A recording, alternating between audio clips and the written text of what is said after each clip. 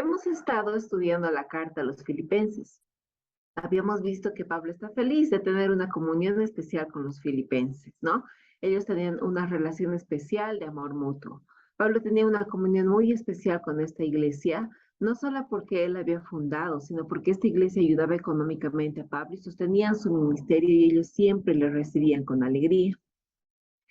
Y Pablo escribe esta carta como una carta de agradecimiento para ellos y también para que ellos puedan saber el estado de Pablo, ya que recordemos que Pablo estaba en una especie de arresto domiciliario, él estaba en Roma y aunque tenía ciertas libertades para predicar, pero el hecho es que Pablo estaba encarcelado, ¿no?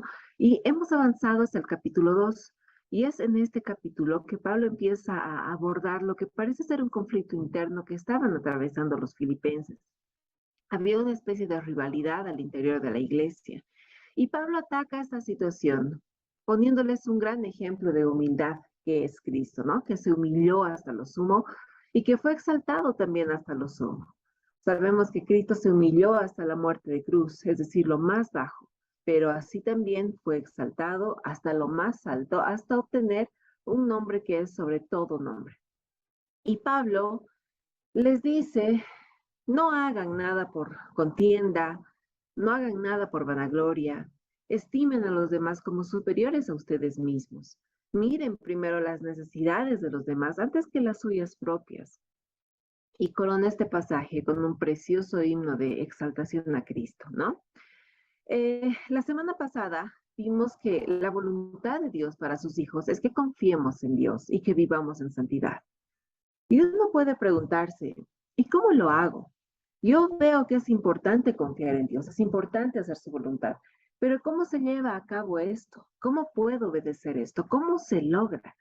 Y hemos visto en el estudio que estamos realizando en la carta, en el capítulo 2 de Filipenses, que la obra de Dios en nuestras vidas, que la obediencia a Cristo, no es un asunto de presión externa, sino una obra de Dios en nuestro interior.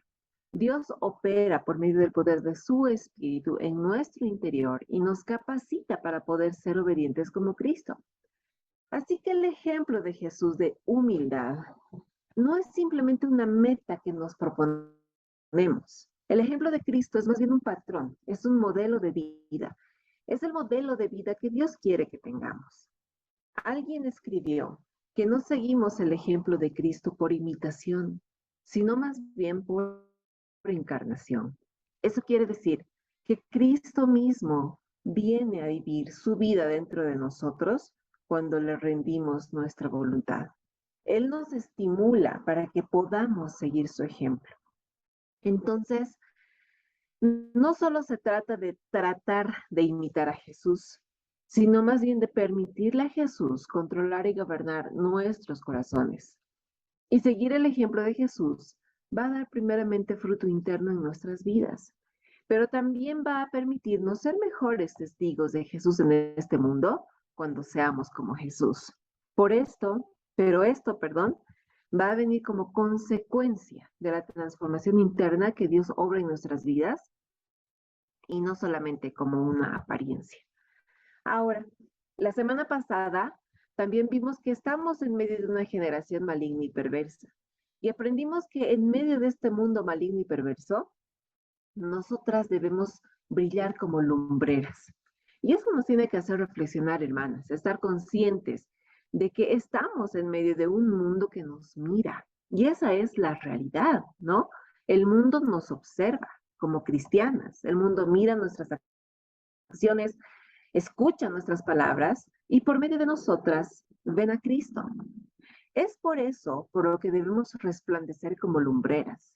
Eso quiere decir que cuando Dios nos alcanza con su gracia y por medio de la fe ponemos nuestra confianza de salvación en Jesucristo, Dios comienza a hacer una obra transformando todo nuestro interior. Y su propósito es llevarnos a ser como Cristo. ¿Para qué? Para hacer una obra en nuestro exterior también. Como el resultado de esa obra va a ser que seamos luminares, que seamos estrellas, que seamos luz en el mundo, siempre marcando la diferencia, dándole testimonio al mundo de la obra que Dios está haciendo en nuestro interior y que puede también hacer en todos los corazones, ¿no? Y dando testimonio de que Dios nos está transformando para que nosotras seamos más como Cristo. Entonces vamos a preguntarnos, ¿cómo puedo resplandecer como lumbrera en el mundo? Y vamos a ver que resplandecemos como lumbreras en el mundo, comunicando la palabra de vida y viviendo en servicio. Y para ver estos puntos, vamos a leer el pasaje que tenemos para estudiar este día. Está en Filipenses 2, 16 al 18. Y dice así: asidos de la palabra de vida, para que en el día de Cristo yo pueda gloriarme de que no he corrido en vano, ni en vano he trabajado. Y aunque sea derramado en libación sobre el sacrificio y servicio de vuestra fe, me gozo y regocijo con todos vosotros. Y asimismo, gozaos y regocijaos también vosotros conmigo. ¿Cómo puedo resplandecer como lumbrera en el mundo? Punto 1, comunicando la palabra de vida. En Filipenses 2:16 dice, asidos de la palabra de vida, para que en el día de Cristo yo pueda gloriarme de que no he corrido en vano ni en vano he trabajado. La semana pasada, Debbie nos dio una palabra dura, ¿no? Creo que nos tocó en nuestro talón de Aquiles. Si bien no a todas, pero por lo menos a muchas sí. Pero lo que nos enseñó es algo en lo que realmente debemos reflexionar y algo que debemos estar siempre dispuestas a vivir. Nos enseñó que no debemos estar quejándonos, ni andar murmurando, ni siendo peleoneras o contenciosas. Porque al hacer esto, solamente estamos demostrando que no confiamos en Dios y nuestro comportamiento era el mismo que el de una persona incrédula, ¿cierto? Ahora, ¿qué ocurre cuando un cristiano se comporta como un incrédulo? Pues Pablo nos explica que el mundo a nuestro alrededor no puede ver a Cristo. Así que no hay ninguna luz en la oscuridad. En otras palabras, si la vida que tus vecinos ven en ti se puede explicar tan solo en términos de tu personalidad, si ellos al verte dicen, es que ella es bien buena gente, ella es bien simpática, si la gente solamente ve tu personalidad, ¿qué es lo que tú tienes en tu vida que despierta en tus vecinos su necesidad de Cristo? Si las situaciones a las que te enfrentas te hacen reaccionar igual que ellos, quejándote, murmurando, con enojo, con amargura, ¿qué diferencia hay entre tu vida y la de ellos? O mejor dicho, ¿qué diferencia hay entre tu calidad de vida y la de ellos? Si esto es así, si nos comportamos como incrédulas, la única diferencia es que a nosotras nos gusta la religión y a ellos no. Y eso es todo.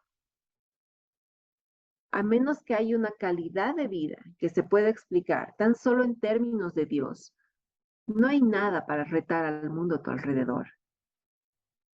Porque el mundo necesita desesperadamente ver a Dios. Y lo verán cuando los cristianos dejemos de murmurar, dejemos de quejarnos, dejemos de pelear. Debe haber una calidad de vida que se explique solo en términos de Dios, hermanas. Algo que cuando el mundo nos vea les haga pensar y decir, wow, realmente Dios está con ella. Y entonces, como Pablo dice, al vivir en medio de una generación corrompida y perversa, la luz del Evangelio brillará en la oscuridad. El Evangelio brillará por donde vives, el Evangelio brillará por donde trabajas, brillará por donde te desenvuelves todos los días. Eso es lo que Jesús quiere decir cuando dice en Mateo 4:16, así alumbre vuestra luz delante de los hombres para que vean vuestras buenas obras. ¿Y cómo va a alumbrar nuestra luz delante de los hombres? Cuando estemos asidas de la palabra de vida. Filipenses 2:16, asidos de la palabra de vida, para que en el día de Cristo yo pueda gloriarme de que no he corrido en vano ni en vano he trabajado. Ustedes han visto en la inauguración de los Juegos Olímpicos cómo cada país entra al desfile con un representante al frente, ¿no? Y este siempre está llevando en alto la bandera de su país. Así debemos nosotras sostener en alto la palabra de vida, mostrándola a todos, pero al mismo tiempo sosteniéndola firmes y fieles. Esa es la idea de la palabra asidos. La palabra asidos significa sostener para manifestar. Lo que Pablo nos está diciendo, por un lado, es que para resplandecer como lumbreras debemos presentar, manifestar, sostener en alto la palabra de vida. Y por otro lado, nos está diciendo que esta palabra asidos es también sostenerse firmemente, aferrarse, abrazarse, sujetarse con fuerza a la palabra de vida. Entonces vemos que estar asidos de la palabra de vida es, por un lado, mantenernos fuertes en la palabra de vida para nosotras mismas y al mismo tiempo sostenerla en alto, predicarla, comunicarla a los demás la palabra de vida. La retenemos para nosotras mismas, la abrazamos para nosotras mismas cuando la obedecemos, cuando ponemos en práctica todas las cosas que vamos aprendiendo del Señor. Y al hacerlo, la manifestamos, la sostenemos para el mundo a través de nuestro ejemplo, a través de nuestro comportamiento y de nuestras palabras. Nuestro comportamiento, hermanas, debe ser coherente con nuestra predicación. Si decimos que amamos a Cristo, se debe reflejar en nuestra actitud.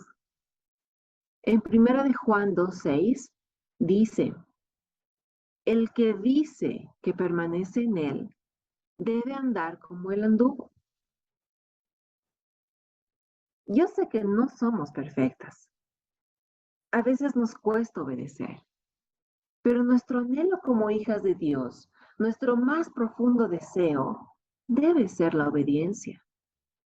Es cierto, nos equivocamos, fallamos, caemos, pero volvemos al Señor. Porque la palabra debe ser la forma en la que los cristianos vivimos nuestra vida. Debe ser la forma en la que le hablamos y mostramos al mundo que Dios es poderoso para transformarnos, a nosotras, a estas mujeres imperfectas. Él nos transforma a la imagen de su Hijo. Y esa palabra de vida, hermanas, es el Evangelio, que por la gracia de Dios tenemos en nuestra vida. Es lo que nos permitirá brillar como estrellas en el mundo. Mateo 5:14-16 dice, vosotros sois la luz del mundo. Una ciudad asentada sobre un monte no se puede esconder, ni se enciende una luz y se pone debajo de un almud, sino sobre el candelero y alumbra a todos los que están en casa. Así alumbre vuestra luz delante de los hombres, para que vean vuestras buenas obras y glorifiquen a vuestro Padre que está en los cielos. En este pasaje, Jesús dice que nosotras somos la luz del mundo.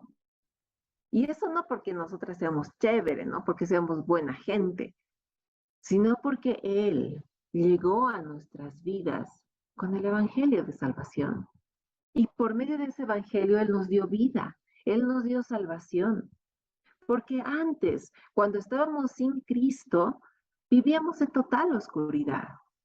Y Dios nos sacó de las tinieblas y nos llevó a su luz admirable. Nos hizo sus hijas, nos hizo hijas de luz y nos hizo luz en el mundo. Y nos dice que ahora que somos la luz del mundo, debemos dejar que alumbre nuestra luz delante de todos los hombres. Y esa luz es el Evangelio, hermanos. ¿Para qué? ¿Para qué vamos a dejar que alumbre nuestra luz delante de todos los hombres? Para que nuestro Padre sea glorificado. Hermanas, el mundo necesita urgentemente el Evangelio. Necesita la evidencia de que Dios efectivamente puede cambiar vidas, de que Dios puede dar salvación y paz. Y aquí estamos nosotras, hermanas, en medio de este mundo de oscuridad. Somos la única esperanza para esta generación maligna, porque somos hijas de Dios y tenemos la responsabilidad de sostener en alto la palabra de vida, que es el Evangelio de salvación. Esa es la gran comisión. Y esa es la razón por la que estamos en este mundo malvado y perverso, para proclamar el mensaje de vida del Evangelio de Cristo. Hudson Taylor fue el primer misionero que fue a China. Y en sus memorias él cuenta que cuando finalizó un culto de predicación del Evangelio, se levantó un chino principal y puesto en medio de pie, con una voz muy triste, dijo, durante años y más años he buscado la verdad como toda su larga vida. Mi pobre padre la buscó sin descanso. He viajado mucho, mucho, y he leído todos los libros de Confucio, de Buda, de Taos, y no he logrado hallar descanso. Y hoy, por lo que acabo de oír, siento que al fin mi espíritu puede descansar. Desde esta noche soy un seguidor de Cristo. Después, dirigiéndose al misionero con voz solemne, le preguntó, ¿hace cuánto conocen las buenas nuevas en Inglaterra? Y Hudson le respondió, hace cientos de años. ¿Hace cientos de años? Exclamó el chino. ¿Es posible que has conocido a Jesús el Salvador por tanto tiempo y hasta ahora nos lo has hecho conocer a nosotros? Mi pobre padre buscó la verdad por muchos años y murió sin hallarla. ¿Por qué no viniste antes? Hermanas, comunicar el Evangelio es nuestra responsabilidad. Hermanas, la gran comisión no es una sugerencia, es un mandato de Dios y es hora de que lo tomemos en serio, tan en serio como lo tomaron los apóstoles, quienes veían en la predicación del Evangelio una necesidad para sus vidas. Ellos necesitaban predicar el Evangelio. Vean lo que dice Primera de Corintios 9:16. Pues si anuncio el Evangelio, no tengo por qué gloriarme, porque me es impuesta necesidad. Y ay de mí si no anunciar el Evangelio. Hermanas, la razón por la que tú y yo estamos hoy aquí es porque alguien compartió contigo y conmigo el Evangelio. La razón por la que hay iglesia en el mundo es porque los primeros cristianos, los apóstoles, los discípulos, tomaron en serio la comisión del Señor de ir por todo el mundo y predicar el Evangelio. Y saben, hermanas, Dios bendecía esa predicación, porque estos hombres y mujeres obedecían el mandato con amor profundo, con total entrega, aún a riesgo de sus propias vidas, obedecieron y hicieron la palabra de vida. Y por su obediencia es que hoy estamos aquí. Su sacrificio no fue en vano. Su trabajo no fue en vano.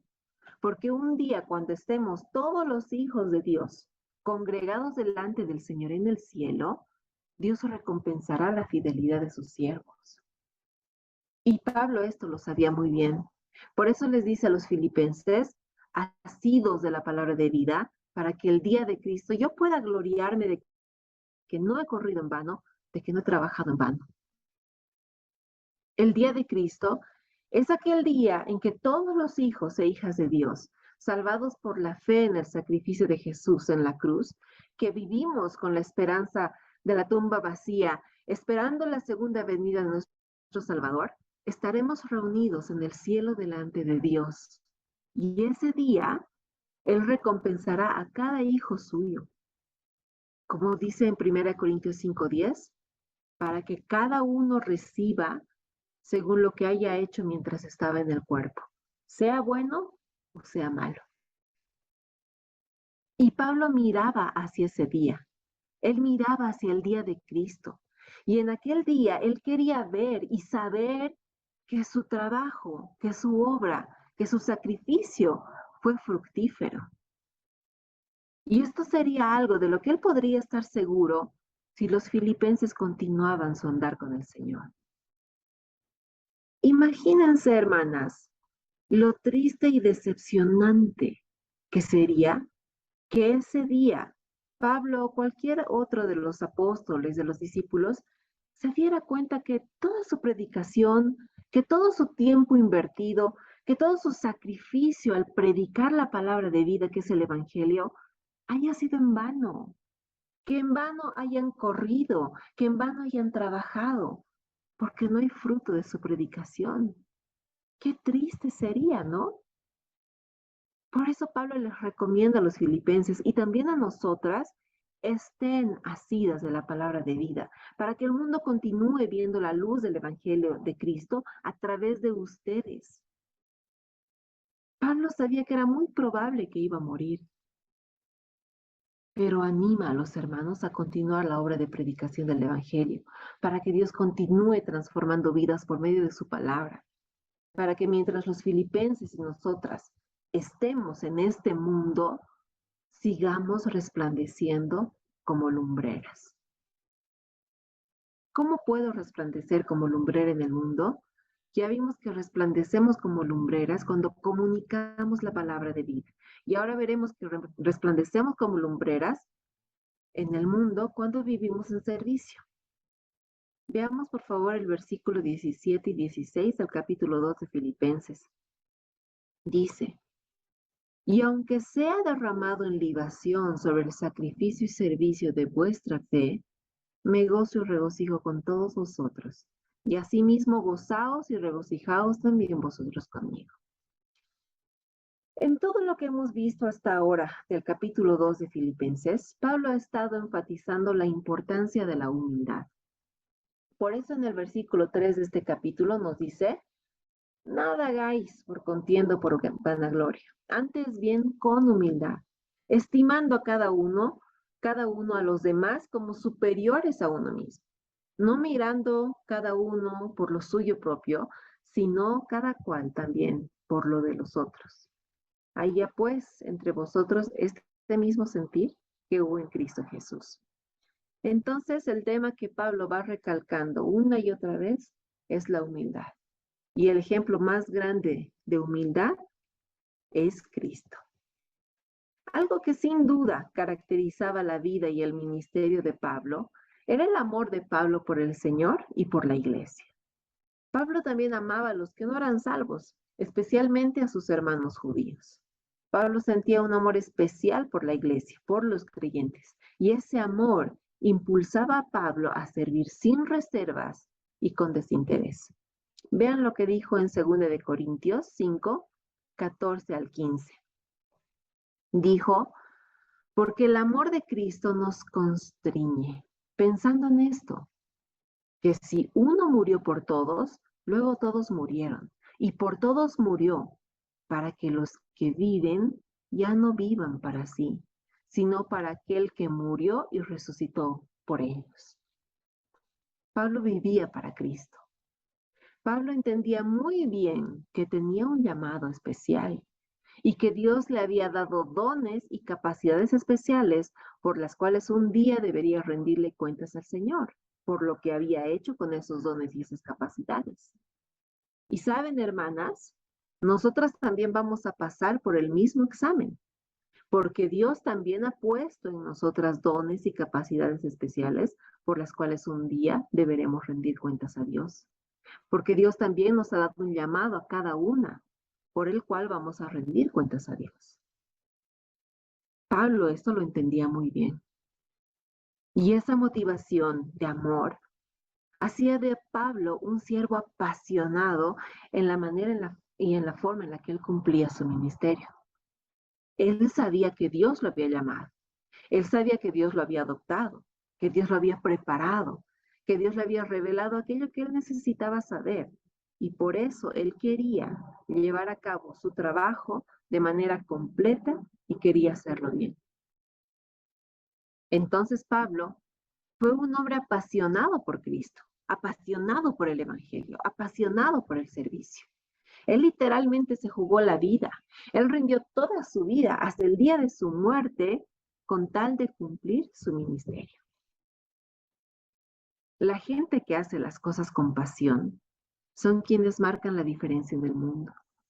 Y en Pablo vemos un hombre apasionado, una pasión por manifestar su salvación con temor y temblor, una pasión por manifestar su salvación con humildad, una pasión por manifestar su salvación sin quejas, sin importar cuáles fueran las circunstancias en las que estaba. Pablo fue un siervo del Señor que vivió para exaltar a su Señor a costa de lo que fuera. Pablo ofreció servicio humilde a Cristo y lo que nos enseña a través de esta carta a los filipenses es que si queremos resplandecer como lumbreras en medio de esta generación malvada y perversa, entonces debemos servir de manera sacrificial. Pablo fue para la gloria de Dios la expresión de un hombre genuinamente humilde, un hombre genuinamente espiritual, un hombre genuinamente piadoso. Y es por eso que él no tuvo problemas en decir en 1 Corintios 11:1, sed imitadores de mí, así como yo de Cristo. Y siendo honestas, hermanas, es probable que nosotras no podamos decir eso de nosotras mismas y establecernos como un ejemplo o un estándar para que otros sigan. Y la razón es porque conscientemente nos conocemos a nosotras mismas. Y por ello sabemos que tal vez no somos del todo el modelo que deberíamos ser. Pero Pablo tenía la conciencia de que él realmente estaba imitando a Cristo y Dios por medio de su espíritu lo respaldaba en su corazón y en su ministerio también. Jesús fue un ejemplo de servicio y Pablo, al imitar a Jesús, también lo fue. Veamos Filipenses 2:17 y 18. Y aunque sea derramado en libación sobre el sacrificio y servicio de vuestra fe, me gozo y regocijo con todos vosotros. Y asimismo gozaos y regocijaos también vosotros conmigo. ¿Qué es libación? La libación es una ofrenda de un líquido. Generalmente se trataba de vino, agua o incluso miel. Era una tradición entre los judíos que después de que se consuma el fuego del sacrificio en un animal en el altar, el que ofrecía el sacrificio venía y derramaba vino encima del sacrificio que estaba ardiendo. Esto provocaba que la llama sea intensa por un instante y el vino se evaporaba inmediatamente y emitía un vapor con el aroma dulce del vino que subía al aire. Y esto simbolizaba que subiese sacrificio con un aroma dulce como una señal de gratitud. Y eso era lo que exactamente estaba en la mente de Pablo, ¿no? Ahora bien, recordemos que la libación o ese sacrificio líquido era derramada encima de un sacrificio más grande. Como dice el versículo 17, estoy siendo derramado en libación sobre el sacrificio y servicio de vuestra fe. Me gozo y regocijo con todos vosotros. Lo que Pablo está diciendo es que sobre el altar del sacrificio hay un sacrificio mucho más grande que él. Él se considera a sí mismo como la libación, como la ofrenda líquida, pero sobre el altar hay un sacrificio más grande. Y el sacrificio más grande que él indica es el de los filipenses.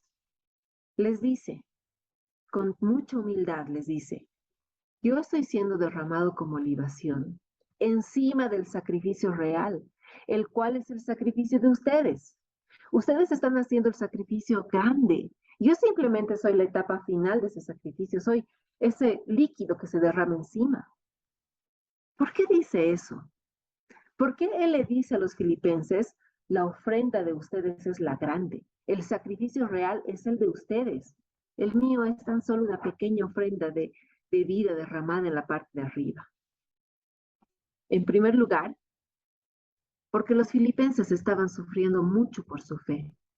Los filipenses vivían en un ambiente hostil, estaban en un ambiente impío, estaban en una sociedad pagana y estaban comenzando a sufrir persecución. Y Pablo reconoce que el sacrificio de los filipenses era grande porque estaban sufriendo por predicar a Cristo en Filipos. El sacrificio que ellos estaban realizando realmente era el entregar sus vidas por la causa de Cristo, predicando, enseñando, proclamando, viviendo por Cristo. Y Pablo lo llama el servicio de vuestra fe. Pablo reconocía que los filipenses realmente se estaban sacrificando para servir a Dios y a la iglesia, incluso al mismo Pablo. La situación económica de la iglesia de Filipos no era nada buena y en realidad en toda la región de Macedonia Se estaba atravesando una crisis económica profunda, pero aún así, los hermanos se esforzaban y sacrificaban sus propias necesidades para suplir las de Pablo. Por eso él les escribe en Filipenses 4:18, pero todo lo he recibido y tengo abundancia. Estoy lleno, habiendo recibido de Epafrodito lo que enviasteis. Olor fragante, sacrificio acepto, agradable a Dios. El servicio de los filipenses era sacrificado, al igual que el servicio de Pablo lo fue. Pero Pablo con humildad reconocía el esfuerzo que realizaban los hermanos por mantenerse firmes sirviendo a Dios. Él veía a los hermanos de Filipos tan fieles, tan firmes, luchando, sufriendo por el Evangelio, sirviendo, resplandeciendo como lumbreras en medio de una sociedad hostil y pagana, pero estaban firmes, asidos de la palabra de vida, sirviendo a Dios. Y eso llenaba de gozo a Pablo, porque veía que el servicio de los hermanos filipenses era un instrumento usado por Dios que impactaba en el mundo y en la misma iglesia. Por un lado, servían como lumbreras resplandeciendo en la ciudad de Filipos, y por otro, servían como gozo y consuelo a Pablo. Y entonces él les dice, me gozo y regocijo con todos vosotros. Asimismo, gozaos y regocijaos también vosotros conmigo. ¿Qué quiere decir? Regocijaos también vosotros conmigo. Bueno, los filipenses estaban enfrentando sufrimiento. Pablo en la cárcel también. Los filipenses estaban enfrentando persecución. Pablo también. Los filipenses estaban enfrentando oposición. Pablo también. Si los filipenses pueden regocijarse, Pablo también se regocija. Y se regocijan todos juntos, porque todos juntos han colocado sus vidas en el altar, porque están firmes, sosteniendo en alto la palabra de vida, porque sirven con pasión a Dios y porque sus vidas en todo agradan a Dios. Y ese es su gran gozo. Por eso Pablo les dice, regocíjense, no se sientan mal por mí, regocíjense. Yo estoy compartiendo mi gozo con ustedes, ustedes compartan su gozo conmigo. El gozo de Pablo no estaba en absoluto relacionado a las circunstancias. Pablo hace referencia a este tipo de gozo en varias ocasiones. En 2 Corintios 7:4 escribió, sobreabundo de gozo en todas nuestras tribulaciones. Imagínense, sobreabundo de gozo en nuestras tribulaciones. Si nuestras tribulaciones son grandes, nuestro gozo es aún más grande. Pablo realmente es sorprendente, porque lo que él nos muestra es que entre más grande es el sacrificio, más grande es el gozo. Y eso es tan extraño para el mundo. El mundo no puede entender cómo es que un cristiano puede tener gozo a pesar de las circunstancias. Y muchas veces ese ejemplo llama su atención hacia Dios y hacia el Evangelio. ¿Cómo es que Pablo puede vivir así? ¿Cómo es que él puede ser un prisionero encadenado y aún sentirse gozoso? ¿Cómo es que a pesar de lo que les costaba a los filipenses, ellos podían seguir sirviendo a Dios y a la iglesia? ¿Cómo? Todo es por causa de Cristo. Todo es porque por amor a aquel que murió por todos, ya no viven para sí mismos, sino viven para Él. Todo es por causa de estar tan cerca de Cristo, asidos de la palabra de vida, conscientes de la necesidad del Evangelio en el mundo, propuestos a resplandecer como lumbreras, motivados por el amor de Dios, que les llevaba a ser siervos apasionados, siervos con el deseo de impactar al mundo, al grado de sacrificarse para servir, al grado de servir a pesar de las dificultades y de gozarse a pesar de las circunstancias. ¿Y nosotras qué, hermanas? ¿Cómo servimos? ¿Tenemos esa misma pasión por Dios, por su obra, por la iglesia? Porque todas nosotras tenemos el llamado de Dios a comunicar el Evangelio y a servir con diligencia. Ese es nuestro llamado, esa es nuestra responsabilidad. ¿Lo estamos haciendo?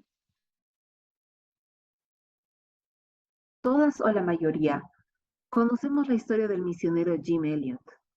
En el año de 1956, Jim Elliot junto a su esposa Elizabeth llegaron a la selva ecuatoriana junto con otras 4 parejas de misioneros y sus pequeños hijos para hacer obra misionera en la tribu de los Aucas, una tribu que era conocida por su salvajismo hacia los foráneos.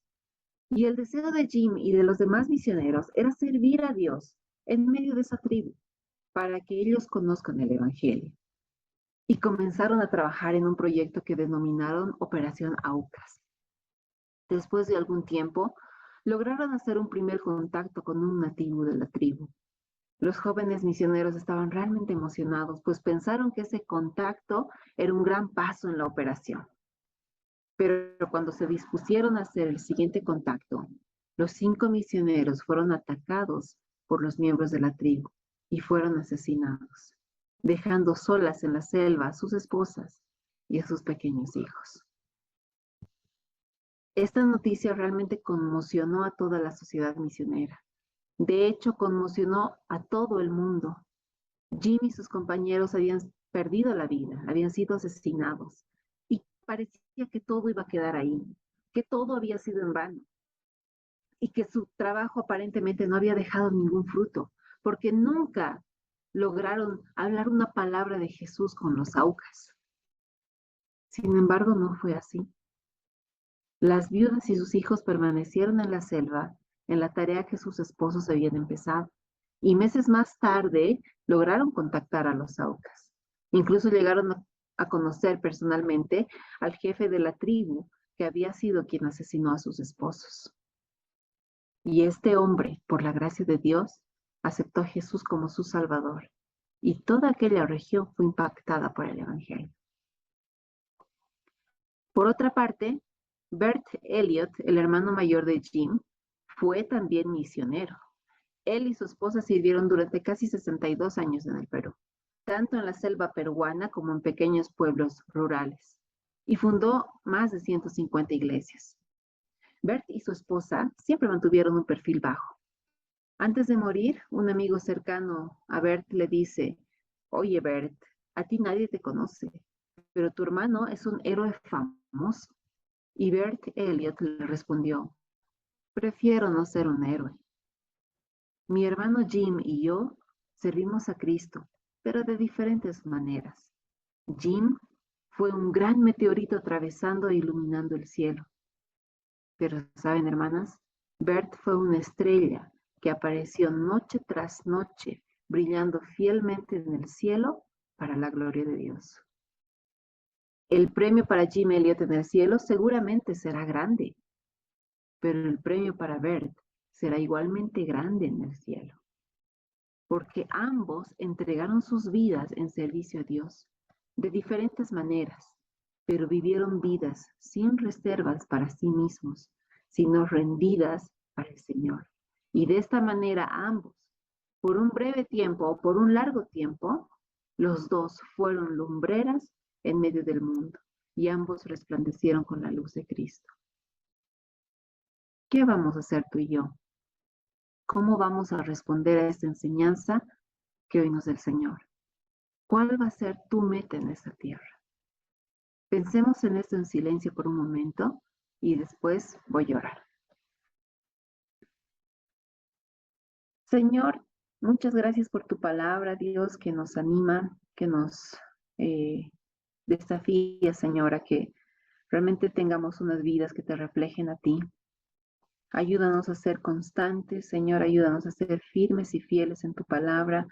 Ayúdanos a comunicarla, Señor, con verdad, no solamente con nuestras palabras, Señor, sino también con nuestras acciones. Ayúdanos a resplandecer en este mundo como lumbreras, Señor, comunicando tu palabra de vida y comunicando, Señor, también que vivimos para servirte a ti, Señor. Danos siempre un corazón que te agrade en todo y que realmente, Señor, el anhelo de nuestras vidas sea permanecer fieles y firmes, Señor, sirviéndote a pesar de las circunstancias, Señor. Te damos gracias. En el nombre de Jesús. Amén.